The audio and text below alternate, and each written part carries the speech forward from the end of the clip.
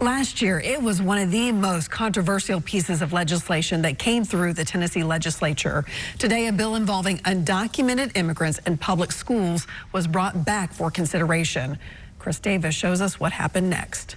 If you care about freedom, care about theirs too. So many tried to fit into the committee room.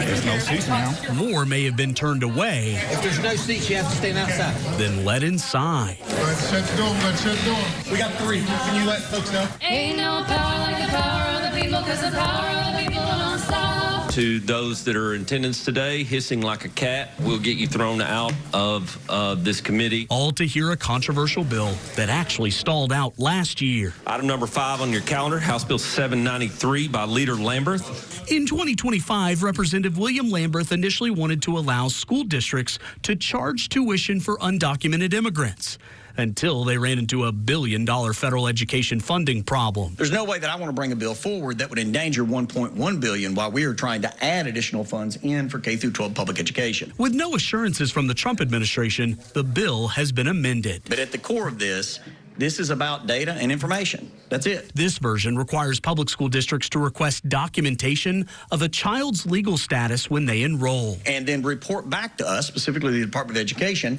on how many students are in our schools that are legally present in the United States. Names and addresses of the children are not supposed to be reported by the schools in these reports. Right now, we simply do not know what the attendance is in our school systems across the state regarding children who are here illegally. Several signed up to speak against the bill. Punishing children and not educating them does not make Tennessee safer. Including an immigration attorney who said this will be hard data to track. A child's immigration status can be a roller coaster due to waiting times, backlogs, court reversals, and executive memos. Why are you wanting to treat children? You were out of order.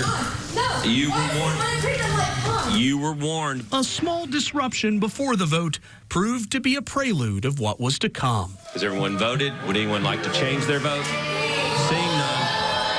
Seeing none. House Bill 793 moves to full final.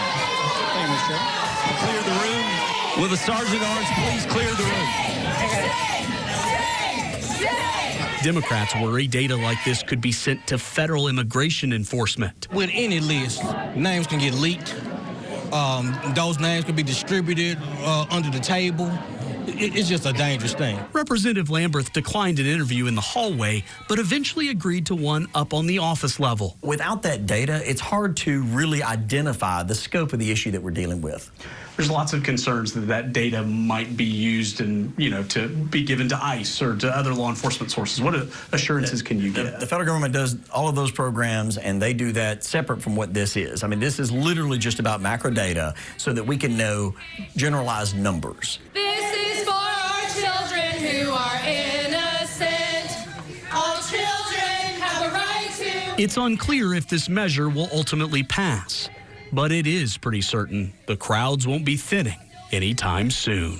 I hate to see what happened up there. I hate to see the cowardice of some of my colleagues.